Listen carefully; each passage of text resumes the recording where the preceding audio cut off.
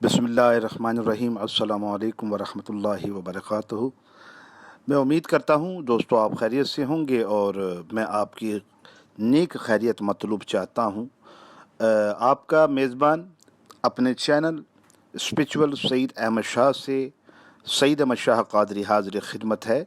आज जो मैं आपके लिए वीडियो लेकर आया हूँ, इसका जो टॉपिक है वो ये है कि सूरह अलम नशरा और सूरह फील, इसकी बरक़ात।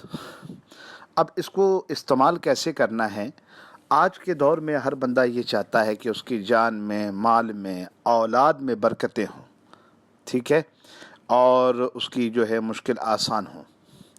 तो मेरे प्यारे दोस्तों, आपने करना ये है कि सूरह अलम नशरा और सूरह फील का जो इस्तेमाल है नमाज के अंदर, वो इस तरह करना है कि फ़र्ज़ करें कि आप सुबह की या फजर या ज़ोहर या असर या मगरिब या इशा जो भी नमाज़ पढ़ें, तो जो पहली जो 2 रकतें होती हैं उसके अंदर जो है आपने पहली सूरत जो है पहली रकत में सूरत अलम नशरा पढ़नी है और दूसरी रकत में सूरत फील पढ़नी है, ठीक है।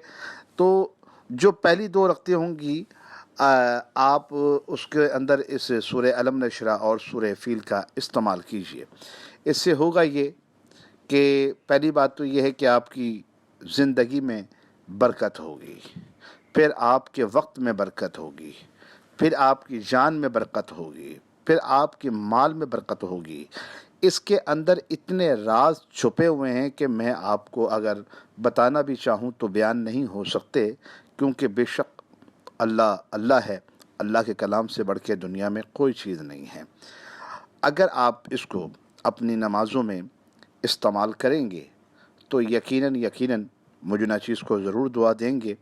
इससे बहुत मुश्किल आसान होगी, आपकी बड़ी परेशानियां दूर होंगी।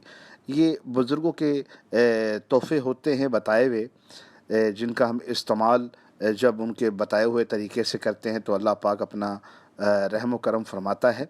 और सूरह अलम नशरा और सूरह फील की तो वैसी ही बड़ी बरकतें हैं, ठीक है, बहुत बरकतें हैं।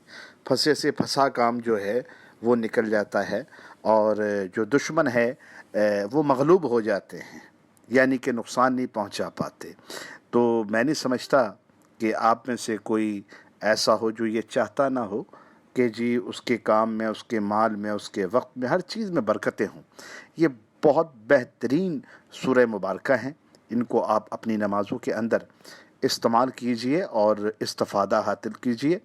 मैं उम्मीद करता हूँ कि आपको ये ऑडियो या वीडियो पसंद ज़रूर आएगी और आप उस पर अमल करेंगे और मुझे ना चीज़ को दुआओं में याद रखेंगे।